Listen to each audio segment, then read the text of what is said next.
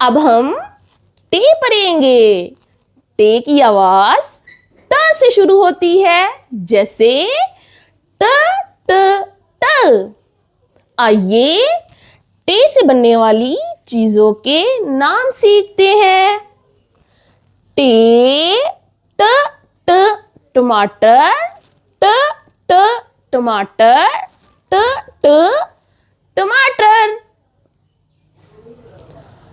टे ट ट टोकरी, ट ट टोकरी, ट ट टोकरी। टे ट ट ट्रेन, ट ट ट्रेन, ट ट ट्रेन। तो प्यारे बच्चों, क्या आपने गौर किया? टमाटर, टोकरी, ट्रेन, इनकी आवाज ट से शुरू होती है, जैसे ट टमाटर, ट टोकरी, ट ट्रेन।